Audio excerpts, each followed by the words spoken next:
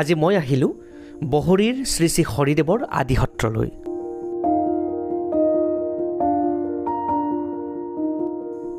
ঐতিহ্যমণ্ডিত 571 বছৰীয়া এই বহৰী সত্ৰখন 1453 খ্ৰীষ্টাব্দত মহাপুৰুষ শ্ৰী শ্ৰী হৰিদেৱে স্থাপন কৰিছিল।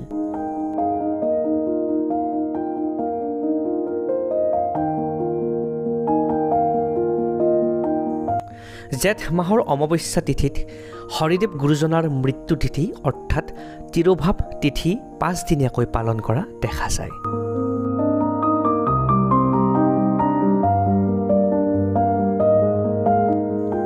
প্ৰথম দিনাখন কীৰ্তন অৰ্থাৎ হোম যজ্ঞ পাতি নাম গুণেৰে অনুষ্ঠানৰ আৰম্ভণি হয়।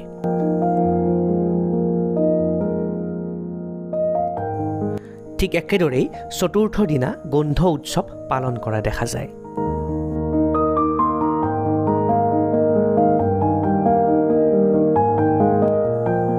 আৰু এই গন্ধ উৎসৱতে অসমৰ বিভিন্ন প্ৰান্তৰ পৰা ভক্তপ্ৰাণ ৰাইজ আহি সন্ধিয়া পৰত এই ঐতিহ্যমণ্ডিত বহৰীৰ হৰিদেৱৰ সত্ৰত বন্তি প্ৰজ্বলন কৰা দেখা যায়। এনেদৰেই গোটেই নিশা বন্তি প্ৰজ্বলন কৰি থকা দেখা যায়।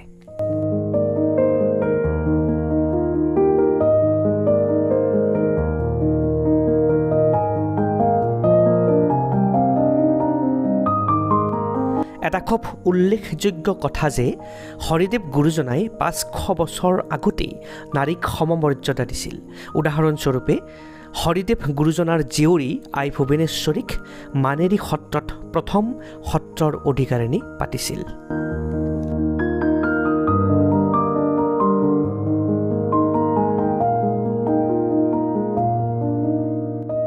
ইতিহাসত আজিও জিলিকি আছে অসমৰ প্ৰথম মহিলা সত্ৰাধিকাৰ আই ভুৱনেশ্বৰীৰ নাম।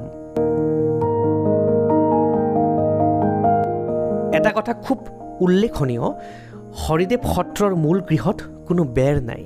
ইয়াৰ কাৰণ এই সত্ৰখনত পুৰুষ মহিলা সকলোৱে প্ৰৱেশ কৰিব পাৰে।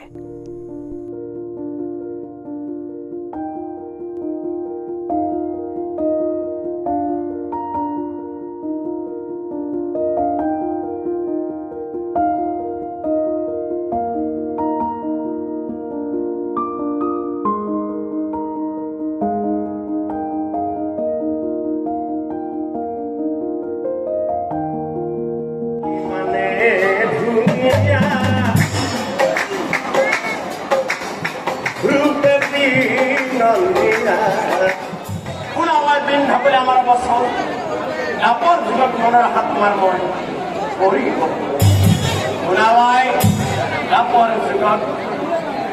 যুগত পুত্রের পত্নী জনম রচিত বংশর আদেশে তুমি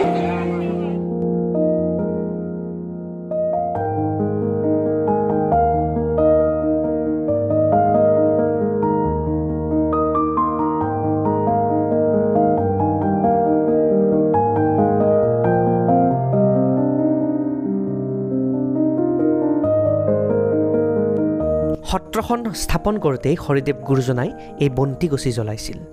অক্ষয় বন্তিগছিৰ বয়স 571 বছৰ।